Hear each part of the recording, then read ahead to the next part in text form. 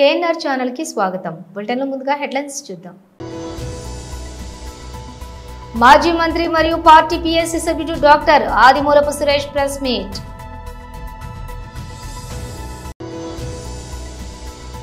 గత సీఎం హెలికాప్టర్లో వెళ్తుంటే కింద ఉన్న చెట్లు ఎగిరిపోయేవి, చంద్రబాబు సెటైర్.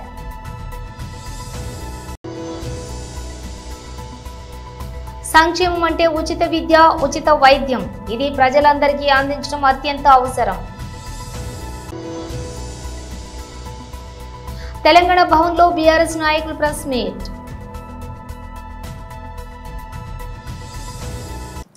పార్వతీపురం మన్యం జిల్లా సీతానగరం మండలం గాదెలవలస గ్రామంలో స్థానిక ఎమ్మెల్యే బోనెల విజయ్ చంద్ర అంతర్జాతీయ పర్యావరణ దినోత్సవం సందర్భంగా గురువారం మొక్కలు నాటారు. అనంతరం ప్రభుత్వం రాయితీపై సరఫరా చేసిన విత్తనాలను ఎమ్మెల్యే బోనెల విజయ్ చంద్ర చేతుల మీదుగా పంపిణీ చేశారు. ఈ సందర్భంగా ఎమ్మెల్యే మాట్లాడుతూ ప్రభుత్వం రైతుల సంక్షేమం కోసం ముందస్తుగానే రైతులకు కావలసిన విత్తనాలను తెప్పించేందుకు గ్రామ సభను నిర్వహించిందన్నారు. రైతులకు కావలసిన విత్తనాలను రైతు సేవా కేంద్రంలో అందుబాటులో ఉంచిందన్నారు. వీటిని ప్రతి ఒక్కరూ సద్వినియోగం చేసుకుని ప్రభుత్వానికి అండగా నిలవాలన్నారు. ఈ కార్యక్రమంలోని అధికారులు, తెలుగుదేశం, జనసేన నాయకులు, కార్యకర్తలు, రైతులు పాల్గొన్నారు.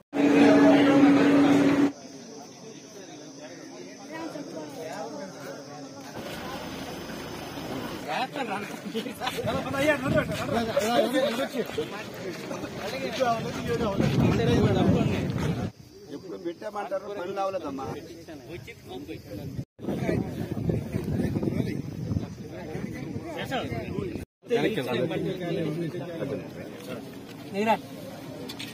మట్టి తోయాలి,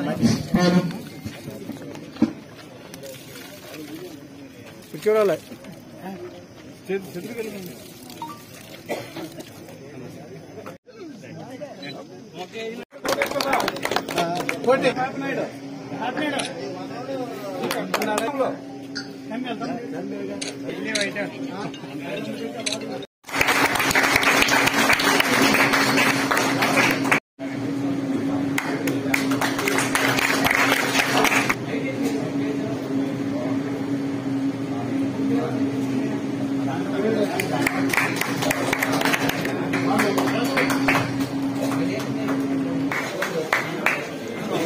కూటమి వచ్చిన తర్వాత రైతుల కోసం చాలా పెద్ద ఎత్తున ఆలోచన చంద్రబాబు నాయుడు గారు చేస్తున్నారు. గత సంవత్సరం మీరందరూ కూడా పంట పండించుకున్న తర్వాత ధాన్యం కొనుగోలు వ్యవస్థ ఎలాగుందో మీ అందరికీ తెలిసిందే. ఇంతకు ముందు వైఎస్ఆర్సీపీ గవర్నమెంట్ లో మీరు పంటలు పండించారు, ఎప్పుడు కొంటారా అని బిక్కు బిక్కుమంటూ వర్షాలు పడితే మొలకలు వస్తాయని ఆ దాయలేని పరిస్థితిలో కూడా మీరు అందరూ గమనించే ఉన్నారు. ఒకవేళ కొనుగోలు అయినా కానీ ఎప్పుడు డబ్బులు పడేవి, ఎప్పుడు పడేవో కూడా తెలియదు. కానీ గత ప్రభుత్వంలో మీరు ధాన్యం కొనుగోలు చేసిన వెంటనే 12 గంటలు అంటే 24 గంటలు రోజు తిరక్క లోపునే మీ అందరి అకౌంట్ లో డబ్బులు పడ్డాయి. ఇది తెలుగుదేశం ప్రభుత్వం ఇస్తున్న హామీ అని. ఇప్పుడు ఆల్రెడీ మీ అందరికి కూడా విత్తనాల పంపిణీ జరిగింది. అలాగే ఎరువుల సబ్సిడీ కూడా ఇస్తూ సబ్సిడీలో ఎరువులు కూడా ఇవ్వడం జరుగుతుంది. మీకోసం అనేది ఒక అడుగు ఎప్పుడు కూడా తెలుగుదేశం ప్రభుత్వం వేస్తుందని మరొకసారి తెలియజేస్తూ ఈరోజు ఏమైతే ఇస్తున్నారో ఇంకా ఏమైనా కావాలనేది మీ అందరికి ఇక్కడ కేవైసీ లేదు నాన్న, మనకి ఏమేమి కావాలనేది పెట్టేది ఉంటారు కదా, మీరు ఉన్నారు. కావాలి ఈ గ్రామానికి కావాలని అడిగితే వ్యవసాయ శాఖ వాళ్ళు అవి తీసుకొచ్చి రైతుకి ఇచ్చే బాధ్యత కూడా తీసుకుంటున్నాం. ఎందుకంటే మా బదులుగా మీకేమో కావాలి మీకు ఇవ్వాలనేది కాకుండా ఉన్న అందుబాటులో ఉన్న ప్రతిదీ తీసుకొచ్చి ఇచ్చారన్న ఆలోచనతోనే తెలుగుదేశం ప్రభుత్వం ఆలోచిస్తుంది. ఇక రైతు చెరువుల మరమ్మతులకి డబ్బులు ఇచ్చిన ప్రభుత్వం మన తెలుగుదేశం ప్రభుత్వమే. ఇరిగేషన్ మట్టి బాగు చేయాలన్నా, కెనాల్ బాగు చేయాలన్నా, ఇప్పుడు కావాల్సిన మన తోటపల్లికి కానీ, జంజావతికి కానీ, కొత్త వలస మన సీతారాలో ఉన్న కొత్త వలస ఆయకట్టుకి కానీ, అలాగే వెంకటేశ ఆయకట్టుకి కానీ పోయేదానికి ఆల్రెడీ నిధులు కూడా సమకూర్చున్నాం. అది మళ్ళీ మన తెలుగుదేశం గవర్నమెంట్ లో జరిగిందని మీ అందరికీ తెలియజేస్తున్నా. రైతే రాజుని ఒక నినాదంతో ముందుకు పోతున్న గవర్నమెంట్ తెలుగుదేశం గవర్నమెంట్. తెలుగు వారు ఎక్కువగా మన ఏరియాలో ఉన్న ప్రతి ఒక్కరు కూడా ఆ జీవనాధారం ఏదైనా ఉందంటే అది వ్యవసాయం. వ్యవసాయానికి ఎక్కువ ప్రాధాన్యత ఇచ్చే బాధ్యత మన ప్రభుత్వం తీసుకుంది. ఇక డీటెయిల్స్ చూస్తే మాజీ మంత్రి మరియు పార్టీ పిఎస్సి సభ్యుడు doctor Adimulapu Suresh press meet నిర్వహించారు. ముఖ్యంగా 10వ తరగతి పరీక్షలంటే తమ బిడ్డల భవిష్యత్తుతో ముడిపడి ఉన్న ఈ యొక్క పరీక్షా పత్రాలను అడ్డగోలుగా నిర్లక్ష్యంగా దిద్దుతారా అంటూ తల్లిదండ్రులు మండిపడతా ఉన్నారు. లేనిపోని ఆర్భాటాలకు పోయి సంస్కరణలన్నీ రికార్డు స్థాయిలో అని చెప్పి విద్యార్థుల జీవితాలతోటి చెలగాటం ఆడుతారా అంటూ విద్యార్థి సంఘాలు కూడా దుమ్మెత్తిపోస్తున్నటువంటి పరిస్థితి మనం చూస్తూ ఉన్నాం. ఈ యొక్క ప్రశ్నపత్రాల మూల్యాంకనం ఏదైతే ఉందో ఈ పత్రాల మూల్యాంకనం ఎవాల్యుయేషన్లో ఎందుకు ఇంత తీవ్రమైనటువంటి ఆలస్యం వహించారు విద్యాశాఖ? మరి ముఖ్యంగా ఎందుకు ఈ రికార్డ్స్, ఎవరి కోసం ఈ రికార్డ్స్, ఎవరి కోసం ఈ యొక్క కూటమి ప్రభుత్వం విద్యాశాఖ కొమ్ము కాస్తూ ఉందనే ప్రశ్నలు ఈరోజు రాష్ట్రమంతటా కూడా మరి ఈరోజు వినిపిస్తూ ఉన్నటువంటి పరిస్థితి మనం చూస్తాం. వారం రోజుల్లోనే మేము ప్రశ్నపత్రాల మూల్యాంకనం ముగించామని చెప్తా ఉన్నారు. వాస్తవాల్లోకి వెళ్తే కొన్ని పేపర్లలో మరి ముఖ్యంగా సోషల్ స్టడీస్ మరి జవాబు పత్రాల మూల్యాంకనం కేవలం 5 రోజుల్లోనే ముగించిందని పూర్తి చేశారనే ఒక విషయం కూడా బయటపడతా ఉంది. అంటే ఈ ప్రభుత్వం దేనికోసం ఈ రికార్డుల కోసం తాపత్రపడుతుంది? కనీసం ఈ రికార్డు జరిగిందా అంటే అది కూడా లేదు. ఎందుకంటే ఏప్రిల్ 1వ తారీఖున పరీక్షలు పూర్తయితే ఏప్రిల్ 23న ఈ యొక్క పరీక్షా ఫలితాలు వెల్లడించడం జరిగిందంటే సుమారు 21 రోజులు పట్టింది. గతంలో పోలిస్తే ఇది ఇంకెక్కువనే. ఎందుకంటే 22-23 విద్యా సంవత్సరంలో వైసీపీ ప్రభుత్వం అధికారంలో ఉన్నప్పుడు 17 రోజుల్లోనే మరి ఫలితాలు వెల్లడించిన విషయాన్ని కూడా ఈ సందర్భంగా నేను ఉటంకిస్తూ ఉన్నాను. ఈ యొక్క కూటమి ప్రభుత్వం ముఖ్యంగా విద్యాశాఖ కార్పొరేట్ ఇంటర్ కాలేజీలకు కొమ్ము కాయడానికే ఈ హడావుడి. ఇంటర్ తరగతుల్ని హడావుడిగా ప్రారంభించి ముఖ్యంగా కార్పొరేట్ కళాశాలలు ఈ జేఈ కోర్సులకు కానివ్వండి, నీట్ కోర్సులకు సంబంధించి ఆ యొక్క పని దినాలు ఎక్కువగా కావాలి, ఈ యొక్క క్లాసులు తొందరగా కలెక్ట్ చేసుకోవాలి, ఈ డబ్బులు వసూలు చేసుకోవాలి, తరగతులు మరి ప్రారంభిస్తారు. గత వైసీపీ ప్రభుత్వం చెట్లను నరికివేయడమే పనిగా పెట్టుకుందని, వారికి చెట్ల వల్ల కలిగే ప్రయోజనాలపై కనీస అవగాహన లేదని ముఖ్యమంత్రి చంద్రబాబు తీవ్ర స్థాయిలో విమర్శించారు. చెట్లను పెంచడం ప్రతి ఒక్కరి బాధ్యత అని, వాటిని నరికివేయడం దుర్మార్గమని ఆయన అన్నారు. రాష్ట్రంలోని పచ్చదనాన్ని గణనీయంగా పెంచేందుకు తమ ప్రభుత్వం కట్టుబడి ఉందని స్పష్టం చేశారు. ఇవాళ రాజధాని ప్రాంతంలోని అనంతవరంలో నిర్వహించిన ప్రపంచ పర్యావరణ దినోత్సవ కార్యక్రమంలో సీఎం చంద్రబాబు పాల్గొన్నారు. ఈ సందర్భంగా ఆయన ప్రసంగిస్తూ గత ప్రభుత్వ హయాంలో పర్యావరణ పరిరక్షణను పూర్తిగా విస్మరించారని ఆరోపించారు. గత ముఖ్యమంత్రి హెలికాప్టర్లో ప్రయాణిస్తూ ఉంటే కింద ఉన్న చెట్లు ఎగిరిపోయేవని సెటైర్ వేశారు. కానీ ఇప్పుడు తాను ఉప ముఖ్యమంత్రి పవన్ కళ్యాణ్ పర్యటిస్తున్నప్పుడు ఒక్క చెట్టు కూడా నరకడం లేదని ప్రజలు గమనించాలని కోరారు. కొన్ని దేశాల్లో చెట్లను నరికితే శాశ్వతంగా జైల్లో పెడతారని, చెట్టు నరకాలంటే ప్రభుత్వ అనుమతి తప్పనిసరి అని చంద్రబాబు గుర్తు చేశారు. చెట్టు నరికితే మనిషిని చంపినంత నేరంగా పరిగణించి చర్యలు తీసుకునే పరిస్థితులు ఉన్నాయని అన్నారు. చెట్లు పెంచడం మనందరి బాధ్యత, చెట్లు నరకడం అత్యంత దుర్మార్గమైన చర్య అని ఆయన పేర్కొన్నారు. ఈరోజు నేను వస్తున్నా, మా ఉప ముఖ్యమంత్రి వస్తున్నాడు. ఎక్కడైనా ఒక్క చెట్టు నరుకుతున్నావా తమ్ముళ్ళు, చెల్లెమ్మలు, మీరే చెప్పమని మిమ్మల్ని అందరూ అడుగుతున్నా. చెట్లు పెంచడం బాధ్యత, చెట్లు నరకడం దుర్మార్గం. కొన్ని దేశాల్లో అయితే శాశ్వతంగా జైల్లో పెడతారు చెట్లు నరికితే. చెట్టు నరకాలంటే కూడా ప్రభుత్వ పర్మిషన్ ఇస్తే తప్ప చెట్టు నరకడానికి వీలు లేదు. చెట్టు నరికితే మనిషిని చంపినటువంటి నేరంగా చిత్రీకరించి వాళ్ళపైన యాక్షన్ తీసుకునే పరిస్థితి వస్తుంది. అందుకే నేను మిమ్మల్ని ఒకటే కోరుతున్నాం, 4-5 సంవత్సరాల్లో మన రాష్ట్రం కనీసం 37% గ్రీన్ కవర్ కావాల్సిన అవసరం ఉంది. దీనికి హార్టికల్చర్ డెవలప్ చేస్తాం.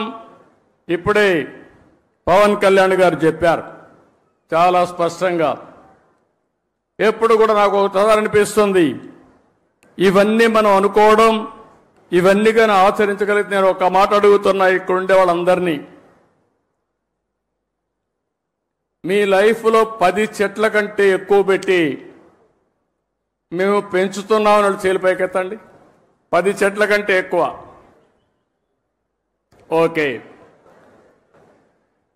అందరూ ఆక్సిజన్ తీసుకుంటున్నారా లేదా? గాలి పీలుస్తున్నారా లేదా? మిగిలిన వాళ్ళకి గాలి పీల్చే అర్హత ఉందా? ఇప్పుడు ఏం చేస్తారో చెప్పండి. చెట్లు పెడతారా లేదా? చెట్లు పెట్టే బాధ్యత మీద అవునా కాదా? అవునంటే చేలిపైకెత్తండి. ఇదే నేను కోరుకుంటున్నా. ఒక అవేర్నెస్ రావాల్సిన అవసరం ఉంది. ఈరోజు మీరు ఒక్కసారి చూస్తే ప్రపంచానికి ఒక పెద్ద సవాల్ గ్లోబల్ వార్మింగ్. అంటే వాతావరణం ఉష్ణోగ్రతలు పెరుగుతున్నాయి. దీనివల్ల మీరు చూస్తే వర్షాలు తగ్గిపోతున్నాయి, భూగర్భ జలాలు ఇంకిపోతున్నాయి, సాగు ప్రమాదంలో పడతా ఉంది. తాగునీరు లేకుండా ఎక్కడికక్కడ ఫ్లోరైడ్ కంటెంట్ పెరిగిపోయి అనారోగ్యం పాలవుతున్నాం. దేవుడు అన్ని విధాలా బాగా పుట్టిస్తే ఈ నీరు దాగి వికలాంగులుగా తయారయ్యే పరిస్థితికి వచ్చాం. అందుకే ఇప్పుడే అంకారావు గారి స్టోరీ విన్నాం. మనమందరం చిన్నప్పుడు చదువుకునే వాళ్ళం, నేను కూడా చదువుకున్నాం. ఆ రోజు మీరు చూస్తే ఆ కథ ఒకసారి చూస్తే ఒక వృద్ధుడు ప్రజలు అడగకపోయినా ఆర్థిక క్రమశిక్షణ లేకుండా సంక్షేమం పేరిట ప్రజలను ఉచితాలకు అలవాటు చేశాయి గత ప్రస్తుత ప్రభుత్వాలు. అసలైన సంక్షేమం అంటే ఉచిత విద్య, ఉచిత వైద్యం. ఇది ప్రజలందరికీ అందించడం అత్యంత అవసరం. వందల మంది బలిదానంతో తెచ్చుకున్నటువంటి తెలంగాణ రాష్ట్రం చిన్నది, ఆర్థిక వనరులు ఎక్కువ. ప్రపంచంలో ఎక్కలేని విధంగా ప్రజలు ఎవరు అడగని విషయాలు కూడా గత ప్రభుత్వం కావచ్చు, ఈ ప్రభుత్వం కానీ తీసుకొచ్చుకొని ఫైనాన్షియల్ డిసిప్లిన్ లేకుండా ఆర్థికంగా చితికిపోయింది. అది ఓపెన్ సీక్రెట్. అది కళ్యాణ లక్ష్మి కావచ్చు, షాదీ ఖానా కావచ్చు, బస్ ఫ్రీ కావచ్చు, ఏదైనా కావచ్చు. అది గవర్నమెంట్ ఏమనుకుంటుంది అంటే అది వెల్ఫేర్ అంటారు. నేనేమంటానంటే వెల్ఫేర్ అనేటువంటిది వీటితో రాదండి. ప్రతి ఒక్కరికి కావాల్సిందంటే విద్య, వైద్యం. అది కావాలి తప్ప ఇవన్నీ ఎవరు అడగలేదు. కానీ ప్రభుత్వం ఏదైతుందో ఏ రంగంలో అయితే వాళ్లకు ఇన్వెస్ట్మెంట్ చేయాలో అక్కడ కాకుండా ఇష్టారాజ్యంగా పోయి ఈ రోజు ఆర్థిక క్రమశిక్షణ లేకుండా అందరూ ఎట్లయిపోయిందంటే జీతాలు ఇవ్వలేని పరిస్థితి. ఒక కుటుంబం కావచ్చు, ఒక సంస్థ కావచ్చు, రాష్ట్రం కావచ్చు, దేశం కావచ్చు, one should have the financial discipline ఉండాలండి. అది లేకుండా పోయింది. అది దానివల్ల ఇబ్బంది ఎవరు పడుతున్నారంటే ఎంప్లాయీస్ అండ్ టీచర్స్. ఇంతకుముందు గవర్నమెంట్ అయితే జీతాలు ఎప్పుడు ఇచ్చి తొలగిపోయేది. 58 years కి సూపర్ యానిమేషన్ ఉండే, కానీ వాళ్ళకి ఇవ్వాల్సిన బెనిఫిట్స్ ఇవ్వాల్సి ఉందని ఎవరు అడగకుండానే 61 years చేశారండి. అది ఇప్పుడు March 24 నుంచి an number of employees getting retired వేలల్లో అవుతున్నారు. ఒక్కొక్కరికి వాళ్ళకి పెన్షన్ బెనిఫిట్స్ వచ్చేసి ఆర్డినరీ 4th class ఎంప్లాయీ నుంచి ఆఫీసర్ వరకు యావరేజ్ తీసుకుంటే 75 lakhs నుంచి 1 crore వరకు ఇవ్వాల్సి వస్తుంది. అది ఎవరిది? వాళ్ళు సర్వీసులో ఉన్నప్పుడు వాళ్ళు కాంట్రిబ్యూట్ చేసినటువంటిది జీపీఎఫ్ కాంట్రిబ్యూషన్. అవి కూడా ఇవ్వలేకపోతున్నారండి. మన పక్క రాష్ట్రం కూడా 2 DL డ్యూ ఉంటాయి, but whereas our Telangana 5 DL due ఉందండి. ఇది ఎక్కడ ఇబ్బంది అవుతుంది వాళ్ళకు వర్క్ మీద ఫోకస్ ఉండలేకపోతున్నది. అది because this is failure from the side of government. అది ప్రభుత్వం యంత్రాంగం నడవాలనుకున్నప్పుడు జీత బత్యాలు కంపల్సరీ ఇవ్వాల్సిందే. కాబట్టి వాళ్ళకి ఇవ్వాల్సిన టైం ఇవ్వకపోతే డిస్సాటిస్ఫాక్షన్ విల్ ప్రివేల్ అని చెప్పాను నేను. గత గవర్నమెంట్ వచ్చేసి 2 PRCలు వేసిన తర్వాత PRC రికమెండేషన్స్ వచ్చేసి వాళ్ళు ఇచ్చిన దానికంటే గత సీఎం వచ్చేసి 15% ఎంతో ఫార్ములా ఇచ్చేస్తే 43% ఇచ్చిందండి. అందరు కూడా పాలాభిషేకం చేసినారు. ది మూమెంట్ ఎప్పుడైతే జీతాలు ఇవ్వలేకపోతున్నాడో, తర్వాత ఈ డిఎల్ ఇవ్వలేకపోతున్నారు, పెన్షన్ బెనిఫిట్స్ జీపీఎఫ్ ఇవ్వలేకపోతున్నారు, ఎమ్మడే వీళ్ళందరికీ డిసాటిస్ఫాక్షన్ వచ్చిండే థ్రోన్ ది గవర్నమెంట్. అంటే వాట్ ఏమంటాడు ఇదే సంగతి నేను చెప్పాను. ఎప్పుడే కానీ ఉద్యోగస్తులకు ఉపాధ్యాయులకు వచ్చేసి పెట్టుకోకండి. ప్రభుత్వాన్ని తీసుకురావడం కానీ ప్రభుత్వాన్ని అధికారం తీసేసినందుకు వాళ్ళే బాధ్యులు అవుతారని. ఎప్పుడే కానీ మీరు ఆర్థికంగా ఏ రాష్ట్రం కానీ ఫైనాన్షియల్ డిసిప్లిన్ లేకపోతే, పేమెంట్ సరిగ్గా లేకపోతే people not be happy. Telangana భవన్లో బీఆర్ఎస్ నాయకులు ప్రెస్ మీట్ నిర్వహించారు. చెల్లెలు నేను మాట్లాడబోయేటువంటి అంశాన్ని కొంత శ్రద్ధగా వినాలని చెప్పని నేను విజ్ఞప్తి చేస్తా ఉన్నాను.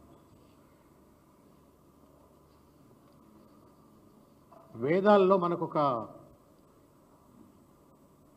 ఒక నమ్మకము, ఒక విశ్వాసము, ఒక ప్రామినెంట్ కోట్ ఉంటుంది. యత్ర నార్యస్తు పూజ్యంతే రమంతే తత్ర దేవతః, యత్రైతాస్తు న పూజ్యంతే సర్వస్తత్రాఫలాక్రియ అని చెప్పని.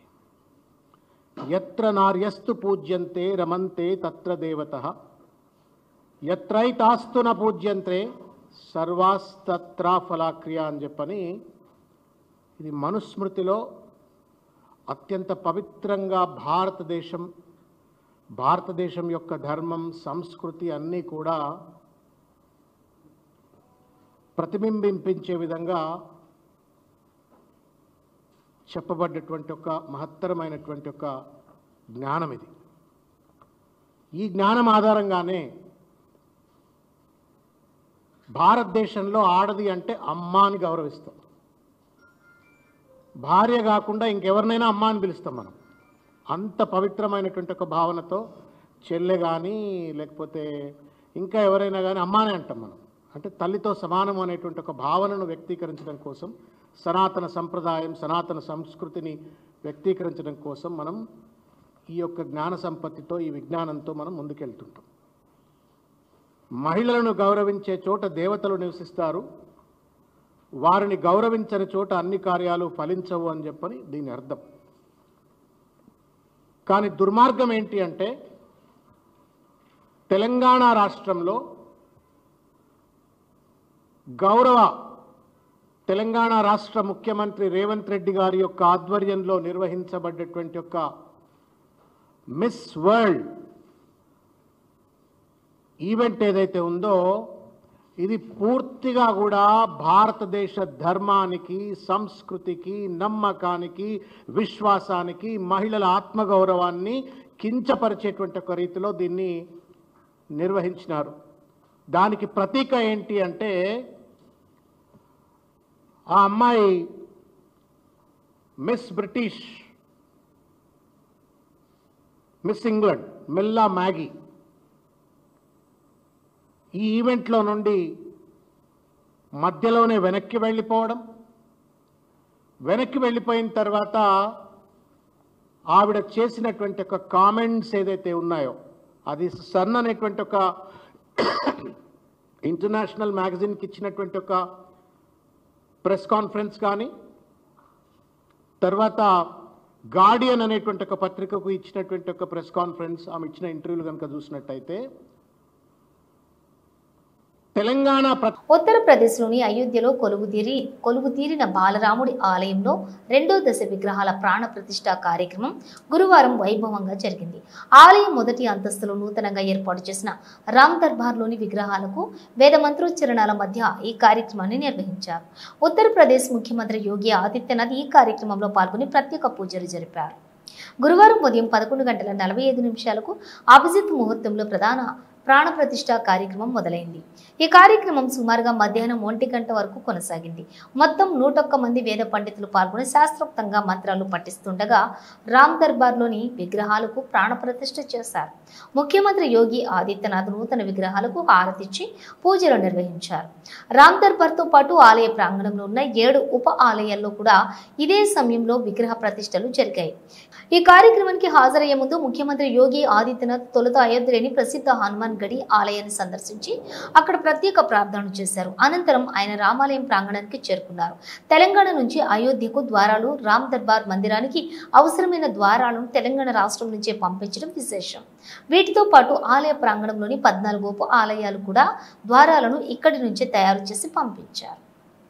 ప్రకాశం జిల్లా కనిగిరి నియోజకవర్గం పామూరు పట్టణంలోని శ్రీ మదన్ వేణుగోపాల స్వామి బ్రహ్మోత్సవాలు ఈ రోజు నుండి ప్రారంభం.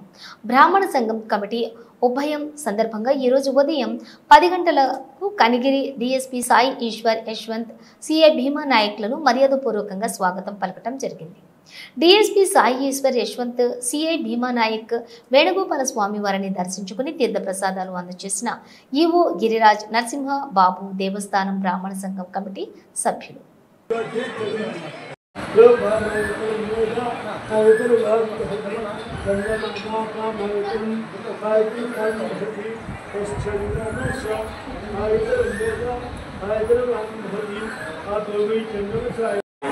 అందరికీ నమస్కారం.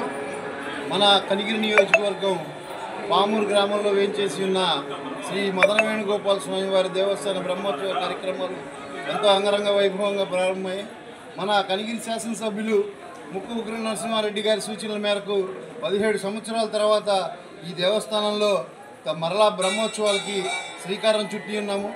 ఇక్కడ విశిష్టత ఏంటంటే 9 రోజులు కూడా 9 ఉభయాల వారు వారి యొక్క ఉభయాలతో ఇక్కడ చేసుకుంటారు. అయితే ఇవాళ మొట్టమొదటిగా ప్రారంభోత్సవం ఇవాళ బ్రాహ్మణ ఉభయం జరిగింది. ఇవాళ పొద్దున్నుంచి కూడా బ్రాహ్మలే కాకుండా గ్రామస్తులు ఇతర గ్రామాల వాళ్ళు కూడా ఎంతో సంతోషంగా కోలాహలంగా ఇక్కడికి దేవస్థానంలో వచ్చి ఈ బ్రహ్మోత్సవాలు ప్రారంభించారు.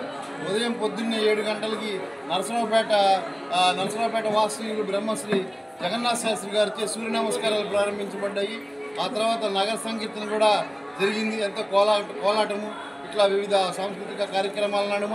అట్లాగే ఇప్పుడే మన కనిగిరి డిఎస్పీ గారు ఈశ్వర్ ప్రసాద్ గారు అట్లాగే సిఐ భీమా నాయక్ గారు కూడా వచ్చి స్వామివారిని దర్శించుకున్నారు. వారిని పూర్ణ కుంభంతో దేవాదాయ శాఖ వారు స్వాధీనపరుచుకొని తీసుకొని వెళ్ళి స్వామివారికి దర్శనం చేయించి తీర్థప్రసాదాలు ఇవ్వడం జరిగింది. ఈ తదుపరి ఇప్పుడు సాయంత్రం 6 గంటలకి స్థానిక శాసనసభ్యులు ఎమ్మెల్యే గారు దేవస్థానానికి వస్తారు. ఒక 30 మంది వేద పండితులతో వేద సభ జరుగుతుంది. అంతేగాని ఎమ్మెల్యే గారి దంపతులకి వేద ఆశీర్వచనం కూడా జరుగుతుంది. ఆ తదుపరి ఇక్కడ సాంస్కృతిక కార్యక్రమాల్లో భాగంగా చందు డ్యాన్స్ అకాడమీ ఒంగోలు వారిచే జానపద కూచిపూడి నృత్య సాంస్కృతిక కార్యక్రమాలు జరుగుతున్నాయి. ఆ తర్వాత అంకురారోపణ కార్యక్రమాలన్నీ యథావిధంగా అర్చక స్వాములు యాజ్ఞికులు జరుగుతాయి.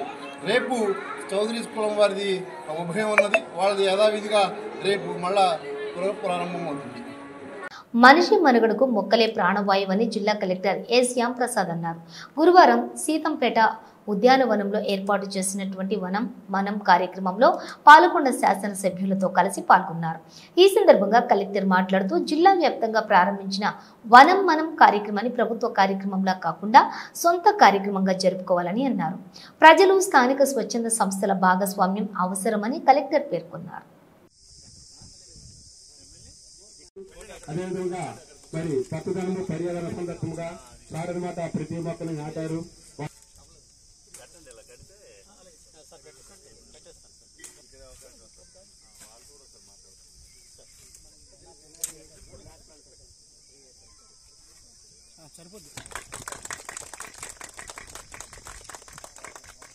అలాగే ప్రతి మొక్క దగ్గర ఈ గౌరవ ఎమ్మెల్యే గారు కలెక్టర్ గారు కోరుతున్నాం.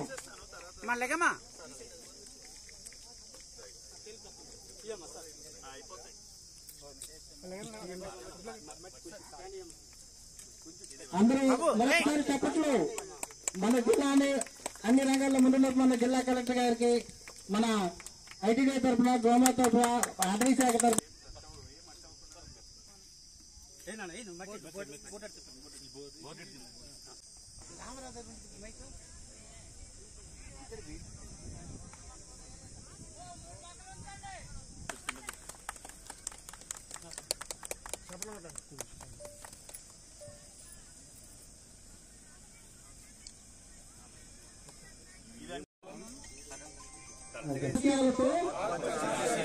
స్వచ్ఛ హరితాంధ్ర అభివృద్ధికి తోడ్పడతానని, పచ్చని చెట్టు ప్రగతికి సోపాన మార్గమని గుర్తిరిగి ప్రస్తుతంలోని సమతల స్థితిని ముగింపు పలుకుతానని, ప్రతి నీటి బొట్టును సద్వినియోగపరుస్తానని, చెట్ల ఆవశ్యకత పట్ల అవగాహన పెంచుతూ ఉపయోగించి పడవేసే ప్లాస్టిక్ నియంత్రణలో భాగస్వామ్యం అవుతానని జీవనశైలి గురించి అవగాహన పెంచుతానని వనాలు నరకనివ్వనని విరివిగా మొక్కలు నాటుతానని మన ఊరుగా పేర సేకరించి స్వచ్ఛ హరితాంధ్రగా తీర్చిదిద్దేనివ్వనని విరివిగా మొక్కలు నాటుతానని. బులెటిన్ ముగించే ముందు హెడ్లైన్స్ మరోసారి. మాజీ మంత్రి మరియు పార్టీ పిఎస్సి సభ్యుడు doctor Adimulapu Suresh press meet.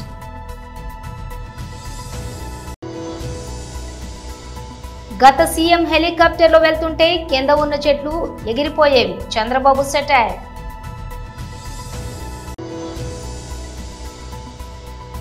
సంక్షేమం అంటే ఉచిత విద్య, ఉచిత వైద్యం, ఇది ప్రజలందరికీ అందించడం అత్యంత అవసరం. తెలంగాణ భవన్లో బీఆర్ఎస్ నాయకులు ప్రెస్ మీట్. ఇవి బులెటిన్ విశేషాలు. మరో బులెటిన్తో మళ్ళీ కలుద్దాం.